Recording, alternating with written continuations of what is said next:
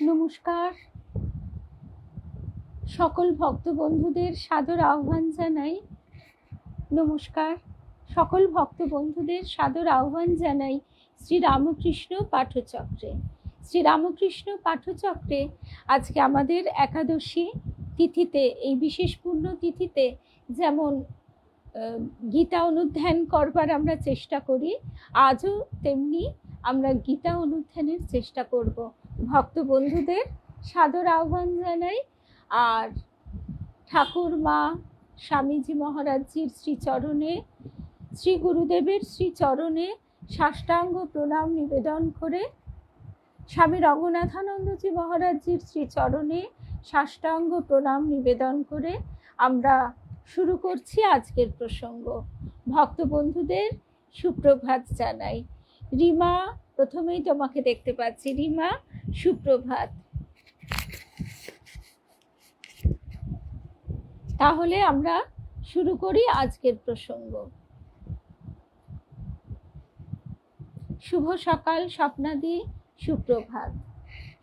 আচ্ছা, তাহলে আমরা সাংখ্যযোগ দ্বিতীয় অধ্যায়ে ছিলাম। গীতার প্রথম অংশে শিক্ষা দেওয়া হয়েছে কিভাবে আত্মোন্নতি করতে হয়, আত্মবিশ্বাস জাগাতে হয়। আত্মবিশ্বাস ছাড়া আমরা কোনো কাজে সফলতা অর্জন করতে পারি না। এটি একেবারে শৈশবের প্রারম্ভ থেকে আমরা দেখতে পাই। যখন একটি শিশু ধরে ধরে হাঁটতে শেখে, সে কিন্তু মার্ক করে রাখে যে কোথায় কোথায় তার ধরবার জায়গাটি আছে। ঠিক সেইভাবেই ওই অল্প যে ডিস্টেন্স, গ্যাপটুকু সে হাত ছেড়ে দেয়।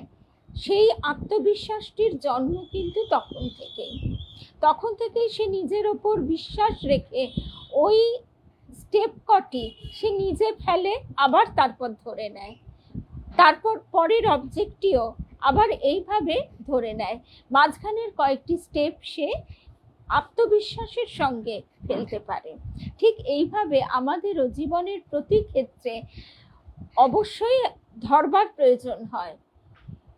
গুরুজন জেনেও গতা সাপান্থা, গুরুজন তারা যে পথ দেখিয়ে গেছেন সেই পথে আমরা যখন এগোবার চেষ্টা করি, তখনই আমাদের নিজেদের বিশ্বাস নিয়ে পথ চলতে হয়। আবার অসুবিধা হলে আমাদের তখন এই গ্রন্থাদি, গুরু সান্নিধ্য, গুরু সঙ্গ ইত্যাদির মাধ্যমে আমরা আবার আমাদের ভিতরের শক্তিকে উজ্জীবিত করি। শুভ সকাল জয়িতা, রূপা, বিলাসপুরের দিদি, এই দুই রূপাকে বলছি, সর্বরিদি, স্মিতা, শুভ সকাল। স্মিতা ফিরেছ? শুভ সকাল। সকল ভক্ত বন্ধুদের শুভ সকাল। রুমাদি, সুপ্রভাত। তাহলে আমরা আর কথা না বলে একদম প্রসঙ্গে থাকি। এই তো পারমিতা, আমি তোমাকেই আশা করছিলাম, কেননা একটু আগে তোমার একটা মেসেজ দেখতে পেলাম, পড়তে পারিনি। শুভ সকাল মিনাদি। তাই বলা হচ্ছে যে আমরা গতকাল শনিবার মধুবার আমরা গীতা অনুধ্যান শুনেছি। সেখানে আমরা এখানেই শেষ করেছিলাম যে গীতার চরম শ্লোকে তাই বলছেন, তমেব শরণং গচ্ছা, সব কিছু ঈশ্বরে সমর্পণ করো। শ্রীকৃষ্ণ উচ্চতর পর্যায়ের উপদেশে বলবেন। এই উচ্চতর কথাটি আমাদের বুঝতে হবে যে আমাদের স্টেপ বাই স্টেপ কিন্তু অগ্রগতি। লেখাপড়া শেখার ক্ষেত্রেও যেরকম, সেই রকম আধ্যাত্মিক ক্ষেত্রেও আমাদের একটু একটু করে এই এগিয়ে চলা। তুমি কেবল যন্ত্র, এই বোধটাও কিন্তু আমাদের বুধবার। আচ্ছা, তারপরে আমাদের প্রস্তুতি, সেই জন্যই জিজ্ঞেস করছি। তুমি তো কেবল যন্ত্র, এই বোধটা আমাদের আসতে চায় না। তার কারণ হচ্ছে মহামায়া, তিনি মায়া বিস্তার করে রেখেছেন যাতে আমরা নিজেরাই মনে করি সব করছি। ঠাকুর অপূর্ব উপমার দ্বারা আমাদের এটি বোঝাচ্ছেন যে হাঁড়িতে জল, টকবক করে আলু, পটল, চাল, ডাল লাফাচ্ছে, তারা ভাবছে আমরা নিজেরাই লাফাচ্ছি, কিন্তু না, তলা থেকে আগুনটা সরিয়ে নাও, সেই মুহূর্তে সব থেমে যাবে। ঠিক এইভাবে আমাদেরও এই পরম বোধে উন্নীত হওয়াটা সহজ, কিন্তু তাতে স্থিত থাকাটাই কঠিন। এই কথাটাই আমাদের দেবী মা সবসময় বলতেন, যে তুমি বুদ্ধি যোগ দ্বারা কথাটি তুমি বুঝে নিতে পারবে, কিন্তু সেই অবস্থায় যে আমি কাজ করছি না, আমাকে দিয়ে করানো হচ্ছে, আমি শুধুমাত্র যন্ত্র স্বরূপ। আবার এই জায়গাতে অনেক দ্বন্দ্ব এসে যায়। দ্বন্দ্বটা কিরকম, আগের দিন আমরা আলোচনা করেছিলাম যে কথামৃতে কথা আছে, free will and God's will. অর্থাৎ তাহলে আমি অন্যায় করব আর বলবো এ তো আমি করিনি, সবই ঈশ্বরের ইচ্ছা। না, ঠাকুর গল্পের মাধ্যমে পরিষ্কার বলে দিচ্ছেন, সেই এক গরিব ব্রাহ্মণ, সে চাষ করেছে, ফল ফুল সব ফলিয়েছে, তখন তাকে জিজ্ঞাসা করা হচ্ছে যে এসব কে করেছে, এসব কে করেছে? সে বলছে এই দেখো, এই সব আমার বাগান, আমি সব খেটে খেটে এত যত্ন আত্তি করে এই সব করেছি। এবার ইন্দ্র এসেছিলেন, তিনি জিজ্ঞাসা করছেন যে আচ্ছা কোন ব্রাহ্মণ, ওই যে দূরে একটা গরু মরে পড়ে আছে, ওটি কি করেছে? তখন বলছে ওটা তো আমি করিনি, আমার হাত করেছে। অর্থাৎ তখন আমি দোষ দিচ্ছি আমার হাতকে, কারণ কি, তাকে আমি চালনা করিনি, সে করেছে।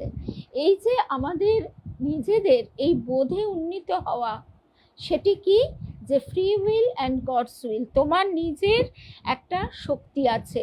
সেটাও ঠাকুর আবারও গল্পের মধ্যে দিয়ে উপমার দ্বারা বোঝাচ্ছেন, যাতে আমরা সহজে মনে রাখতে পারি।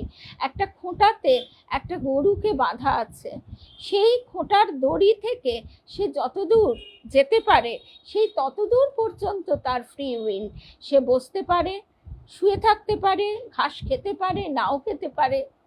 সুতরাং আমাদের ঠাকুর বারবার বলছেন, তুই এক পা এগিয়ে আয়, আমি 16 টাং করেছি, তুই 1 টাং কর, তুই 1 পা এগিয়ে আয়, আমি 10 পা এগিয়ে আসবো। এইভাবে ঠাকুর আমাদের বারবার বলছেন, তুই পাল তুলে দে, তারপর বাকিটা তিনি সেই কৃপার বাতাস বইয়ে দেবেন। এইটুকু আমাদের নিজেদের ইচ্ছা, নিজেদের পুরুষকার জাগাতে হবে। এই পুরুষকার ব্যতীত কোনো কাজই হয় না।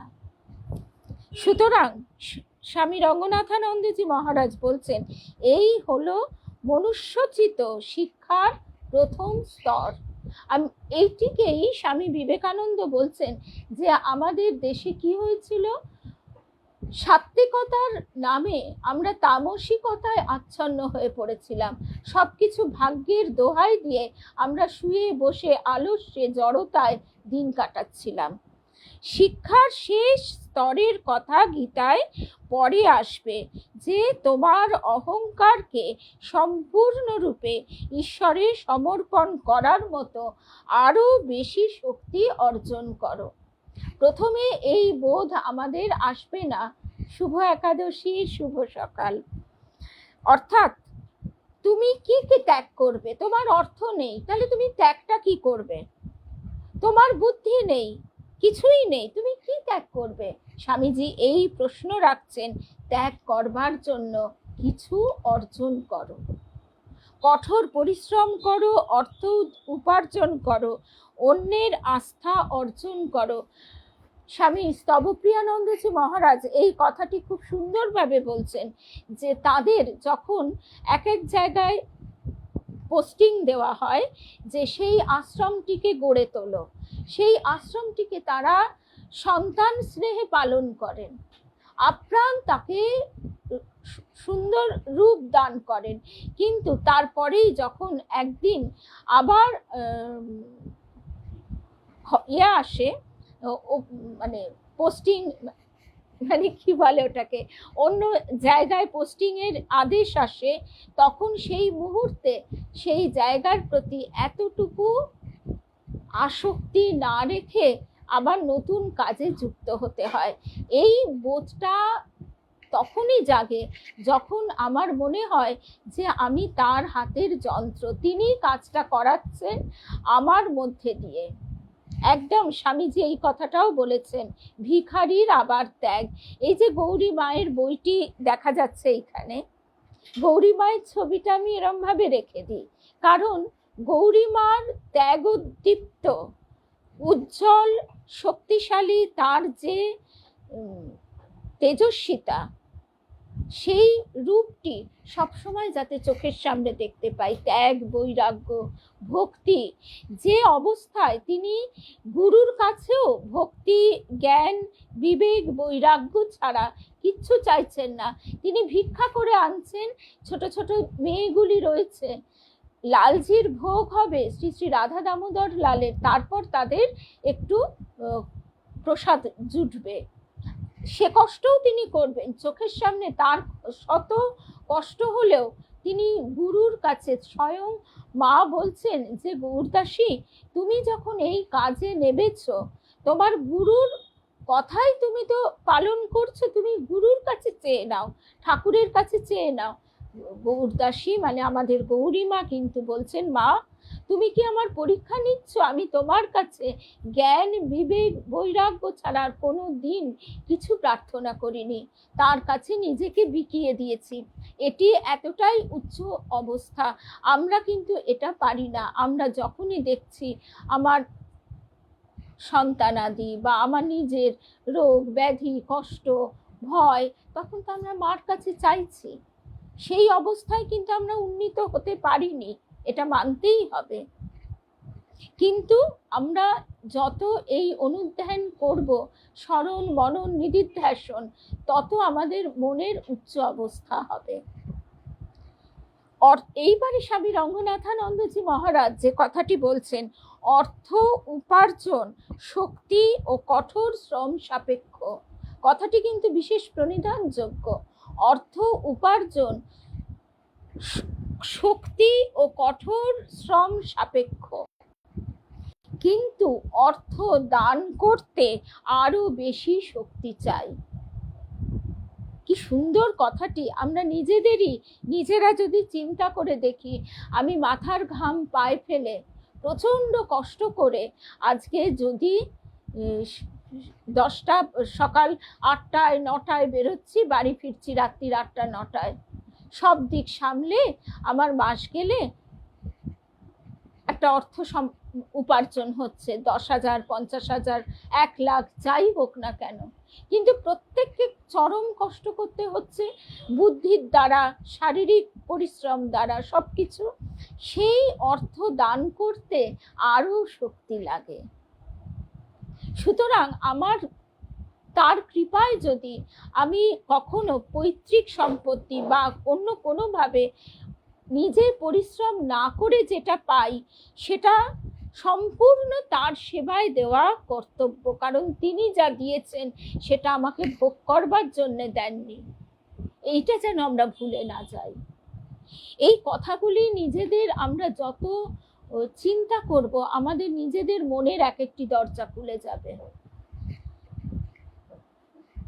নাহি প্রপশ্যামি মমানুপদ্যাদ यच्छ कमुच्छशमी निद्रियाणाम अवाप्य भूमवसपतन मृद्धं राज्यं सुराणाम अपि चाधिपत्यम।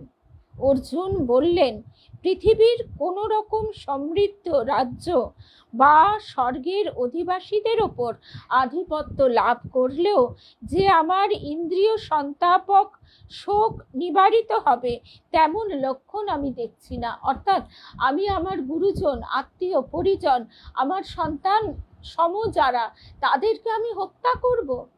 হত্যা করে আমার এই শোক নিবারণ হবে কি করে? কখনোই না।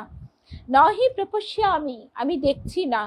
অবাপ্য ভূম অসপতন মৃদ্যাম, যে অন্য দাবিদারহীন সমৃদ্ধ পার্থিব রাজ্য, সুরাণাম অপি চাধিপত্যম, স্বর্গের অধিবাসীদের ওপর আধিপত্য আমার ইন্দ্রিয় সন্তাপক শোক নিবারণ করবে, এ আমি দেখছি না।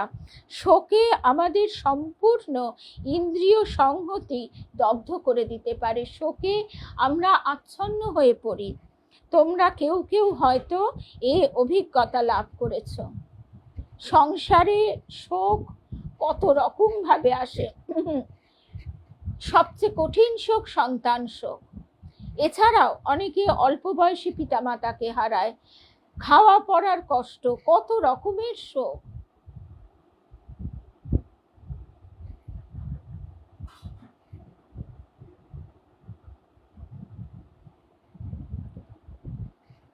কত রকমের শোক, এই হলো অর্জুনের বিবৃতি।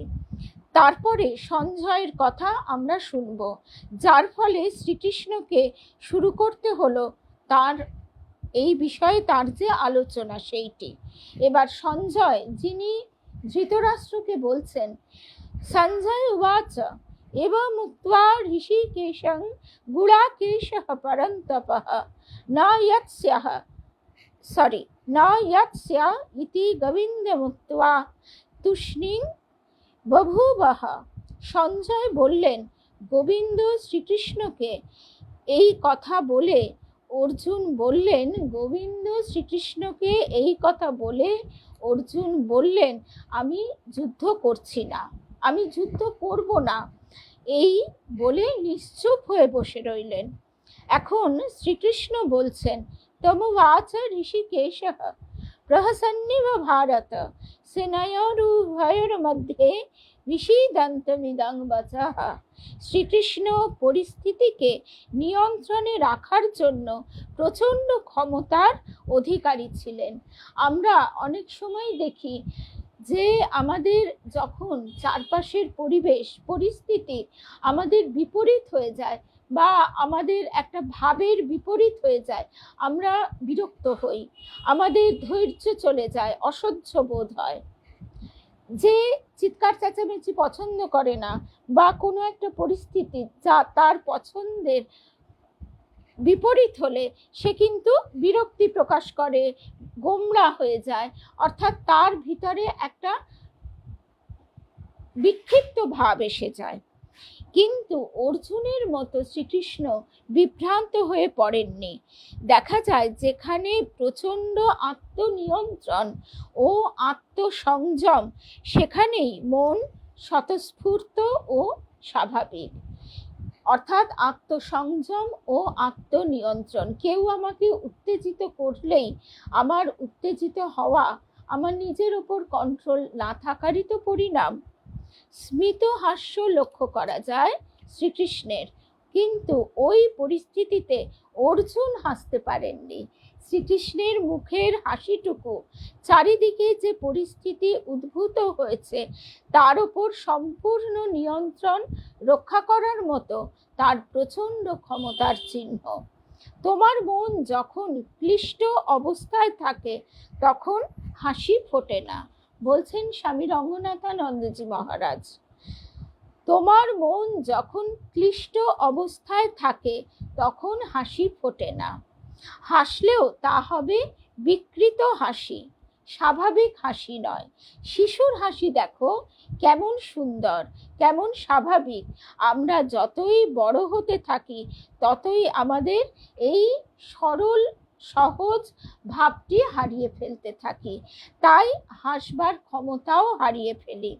কিন্তু তবু কখনো কখনো কোনো রকম স্বাভাবিক ও স্বতঃস্ফূর্ত হাসি আমাদের আসতে পারে, আসেও, কিন্তু দুর্দশা ক্লিষ্ট অবস্থায় কোনো হাসি আসে না। শ্রীকৃষ্ণর মন নিত্যই তার মুখে হাসি ফুটিয়ে তুলত। শুভ সকাল জয়ন্তীদি। শ্রীকৃষ্ণের মন এতটাই সংযত, শান্ত, পরিতৃপ্ত যে নিত্যই তার মন তার মুখে এই স্মিত হাসি ফুটিয়ে তুলত।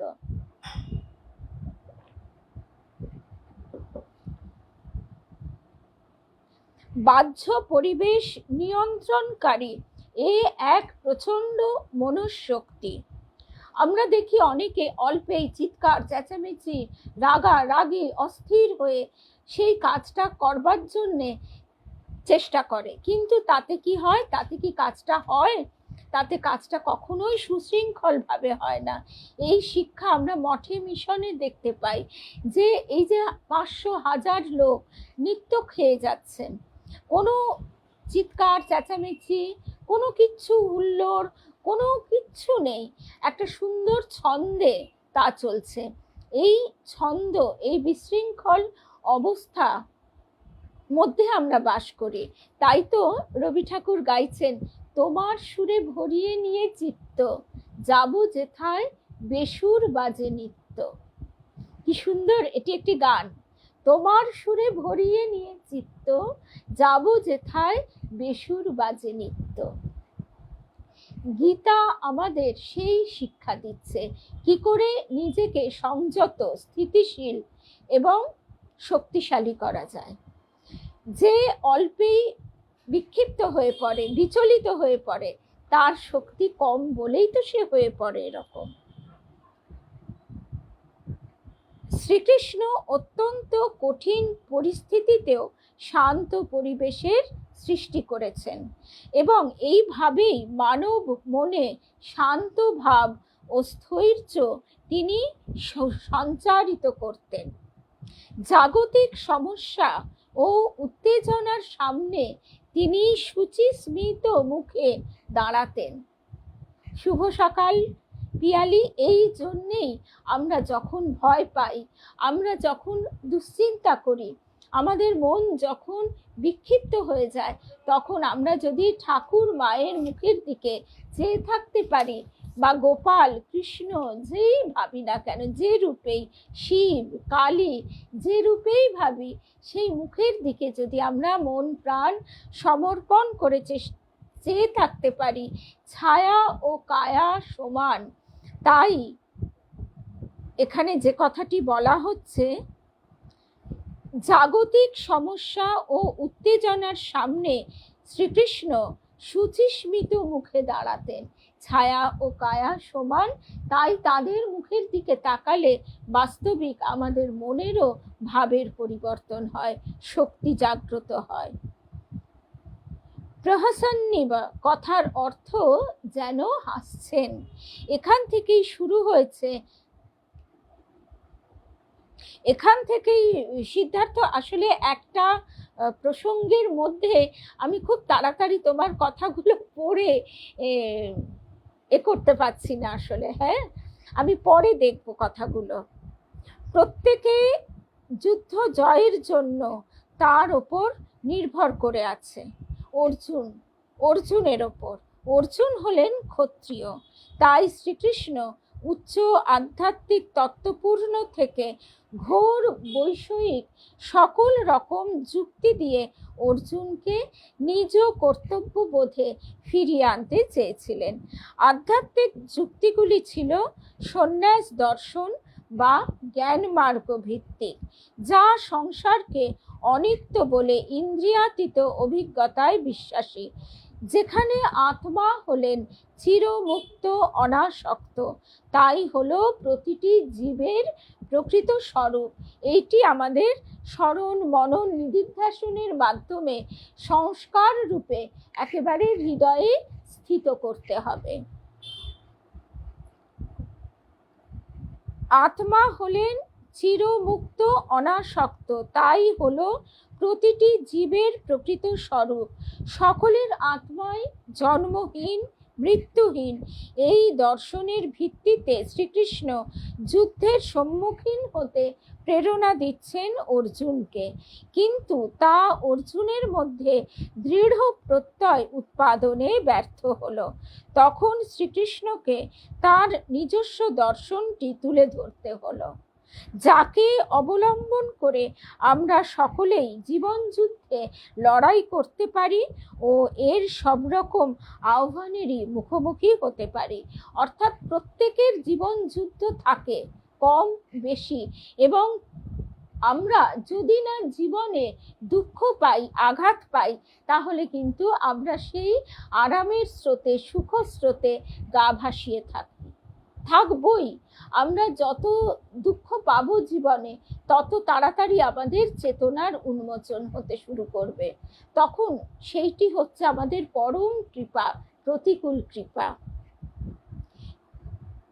আচ্ছা, কর্মজীবনে বেদান্ত দর্শনে যা শ্রীকৃষ্ণ ব্যাখ্যা করছেন সকলের জন্য, এইটি হলো মানবের জীবন দর্শন ও উন্নয়নের ক্ষেত্রে শ্রীকৃষ্ণের মৌলিক অবদান।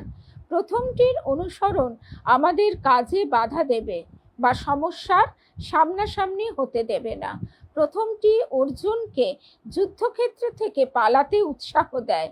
ওই দর্শনে আমি তবে সন্ন্যাসী হই এ সিদ্ধান্ত আসতে পারে। ঠাকুর গল্পের মধ্যে দিয়ে বলছেন যে সংসারে যখন একেবারে চরম ঝঞ্ঝাট ঝামেলা, খাওয়া পড়া জুটছে না, সে সন্ন্যাসী হয়ে বেরিয়ে গেল। ওমা, তারপর যখন সে একটা কাজ পেল, অমনি বাড়িতে চিঠি লিখলো, একটা কাজের ব্যবস্থা হয়েছে, আমি অমুক মাসে বাড়ি ফিরছি। অর্থাৎ তার এটি মর্কট বৈরাগ্য। তার বৈরাগ্য প্রকৃত জাগেইনি, তার ভিতরে পরিপূর্ণ আসক্তি। শুধুমাত্র বিরক্ত হয়ে ঠিক এই অর্জুন যে কথা বলছে সেই কথাই সেও বলেছে। শ্রীকৃষ্ণ একে এখানে সাংখ্য নাম দিয়েছেন। তবে এই সাংখ্য সেই প্রসিদ্ধ সাংখ্য দর্শন নয়, সেই জ্ঞান মার্গ যে পথে নেতি নেতি এটা নয় এটা নয় এই রূপে বিচার করা হয়। জগৎ অনিত্য, আত্মাই চরম, মৃত্যুহীন, তা উপলব্ধি করো। তা উপলব্ধি করে নিজেকে আর কেন এইসব ঝামেলায় জড়াচ্ছ। শ্রী শ্রী মা এই সেদিনই আমরা এই কথা শুনছিলাম, সেদিন কল্যাণী দিও কি সুন্দর আমার সঙ্গে তাই বলছিল যে দেখো মায়ের জীবন আমরা অত তো বই পড়ে পড়ে সবসময় পারি না। সত্যি তো এই গীতা আজকে স্বামী রঙ্গনাথানন্দজি মহারাজ তিনি এত সুন্দরভাবে বুঝিয়েছেন যে আমাদের মতো অনধিকারীও বুঝতে পারছে। এর আগে অবধি তো সেভাবে বুঝিনি। ঠাকুরের কথা, মায়ের কথা কিন্তু এত সহজ যে সবাই বুঝতে পারে। আর এবার সেটা কাজে করবার চেষ্টা, এইটা আমরা শুরু করে দিলেই ব্যাস, তাহলে আর কোনো ঝামেলা থাকে না। ওই যথার্থ বাবুর কথা, ডাক্তার বাবু যথার্থ ডাক্তারবাবু, সেই যথার্থ বাবু তিনি, তার সন্তানাদি হয়নি, তার অনেক ভালোবাসা সঞ্চিতা, তিনি তার স্ত্রীর একটা ভাইপো, তাকে মানুষ করেছেন দুজনে মিলে। মানুষ করে এবার সেই সব দায়িত্ব নিচ্ছে। এবার গ্রামে তখনকার দিনে অনেক অল্প বয়সে বিয়ে হতো, সংসার ধর্ম হতো, সেই জন্যে তার যখন 40 পেরিয়ে গেছে তিনি বেশ সব দায়িত্ব মুক্ত হয়ে একটু মায়ের কাছে আসা যাওয়া করছেন। ও মা, হলো কি, সেই ছেলেটি সন্তানের মতো যাকে বড় করেছেন সে হঠাৎ মারা গেল। তার ফলে তার স্ত্রী, যথার্থ বাবুর স্ত্রী একেবারে ভেঙে পড়লেন। আর সংসারের সব ঝামেলা দায়িত্ব ওই 40 পেরিয়ে সেই যথার্থ বাবুর ঘাড়ে আবার নতুন করে পড়ল। তখন মানুষের আয়ুটাও অনেকটা সচরাচর কম হতো, যারা না দীর্ঘায়ু হতো, এবং আমাদের প্রৌঢ়ত্ব ঠিক সময়ই প্রকাশিত হতো। এখন আমরা সেটা চাপাচুপি দিয়ে রাখি। তো সুতরাং এইভাবে আমরা মনে করি আমাদের এখনো বুঝি সময় হয়নি ঈশ্বর চিন্তা করবার, কিন্তু না, এই বোধের সূচনা আমরা যত তাড়াতাড়ি আঘাত পাই জীবনে তত তাড়াতাড়ি আসে। তো এইবার যে কথায় আমরা ছিলাম, তো সুতরাং শ্রীকৃষ্ণ বলছেন জগৎ অনিত্য, আত্মাই চরম, মৃত্যুহীন, তা উপলব্ধি করো। আর কেন নিজেকে এইসব ঝামেলায় জড়াও? এই দর্শনের ভিত্তিতে আবার যদি তুমি কাজ করতে যাও তাহলে সমস্যার কিন্তু সমাধান হবে না, যুদ্ধে লড়াইও করতে পারবে না। তাই এই দর্শনের ভিত্তিতে অর্জুনকে আবার যুদ্ধের প্রয়োজনীয়তা সম্বন্ধে সচেতন করানো গেল না। তখন শ্রীকৃষ্ণ কার্যকরী বেদান্ত, তার প্রয়োজনীয়তা দেখলেন, যে নতুন দর্শন তিনি নরনারীর কর্মজীবনের সঙ্গে তার আধ্যাত্মিক উপলব্ধির প্রচেষ্টাকে ভিত্তি করে গড়ে তুলেছেন। লক্ষ লক্ষ মানুষের কাছে ওইটি হলো কর্মজীবনের, সাধক জীবনের এক ইতিবাচক জীবন বোধের ভিত্তি, যে কথা শুনতে আমাদের এখনো দেরি আছে। অর্থাৎ স্বামী রঙ্গনাথানন্দজি মহারাজ এখানে আমাদের হিন্টস দিয়ে দিচ্ছেন যে একদিকে এটা তোমাকে বুঝতে হবে, জগৎ অনিত্য, আত্মাই চরম মৃত্যুহীন। সেটা উপলব্ধি করো। উপলব্ধি করে তুমি যদি পলায়নকর মনোবৃত্তি নাও, অর্থাৎ যেটা ওয়েস্টার্ন ফিলোসফিতে এসকেপিজম বলা হয়, তুমি সবকিছু থেকে দূরে সরে গেলে, না, তুমি যতক্ষণ মঞ্চে রয়েছো, তোমাকে তোমার যে চরিত্রে নেবে, মানে মঞ্চে অবতীর্ণ হয়েছো, সেই চরিত্রে তোমাকে করে যেতে হবে অভিনয়। কিন্তু জানতে হবে এটা নিত্য নয়। এটা আমি করছি, করলেও ওই যে ঠাকুর বলছেন, দেশের বাড়িতে তোমার বাবা মা আছেন, এখানে তুমি আছো, তুমি বলছো বটে আমার হারু, আমার ওই আমার খোকা, তাদের তুমি নাওয়াচ্ছ, খাওয়াচ্ছ, বিয়ে দিচ্ছ, কিন্তু তুমি জানছো এসব কোনোটাই তোমার নয়। আমরা এটি যখন নিজেরা জীবনে প্রয়োগ করতে যাব, তখন বুঝতে পারবো এটা কত কঠিন। এবার শ্রী ভগবান উবাচ, শ্রীকৃষ্ণের সঙ্গে এত কথার পরেও অর্জুন যখন বললেন আমি যুদ্ধ করব না, তখন বলে রথে বসে পড়লেন, তখন শ্রীকৃষ্ণ কি বলছেন? যে কথা বলছেন সেটি উপস্থিত সমস্যাগুলির মুখোমুখি হবার জন্য প্রেরণা দেয়। এটি খুবই সংকটময় পরিস্থিতি, যে পরিস্থিতিতে শ্রীকৃষ্ণ বলছেন নিজ সখা শিষ্য অর্জুনকে, অসচ্ছন্ন শৌচস্ত্বং প্রজ্ঞাবাদাংশ্চ ভাষসে গতাসুন গতাসুংশ্চ নানুশচন্তি পণ্ডিতাঃ। এইটি আজকে আমাদের শেষ আলোচনা। অর্জুন যে তত্ত্ব মনে পোষণ করছেন, তাতে তো ভীষ্ম ও দ্রোণকে শোকের কারণ মনে করা চলে না। তারা মহৎ ব্যক্তি, তাদের জন্য করুণা প্রদর্শন করায় কি ধর্ম সাধিত হচ্ছে? অসচ্ছিয়ান, তাদের শোকের বিষয় করা উচিত নয়, তারা নিজেরাই মহৎ ব্যক্তি। অন্য শোচস্তাং, তুমি এত দুঃখ পাচ্ছ, প্রজ্ঞাবাদাংশ্চ ভাষসে, অথচ তত্ত্ব কথা বলছো। তুমি মুখে বলছো এক, আবার মনে দুঃখ পাচ্ছ। এগুলো আমাদের জীবনেও ঘটে। গতাসুন অগতাসুংশ্চ নানুশচন্তি পণ্ডিতাঃ।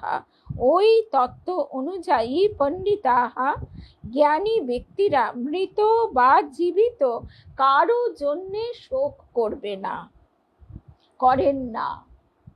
অতএব সংস্কৃত ভাষায় পণ্ডিত একটি মহৎ শব্দ, যদিও বর্তমানে আমরা পণ্ডিত বলতে পুরোহিত বা ওই সাধারণ লোককে বুঝে থাকি।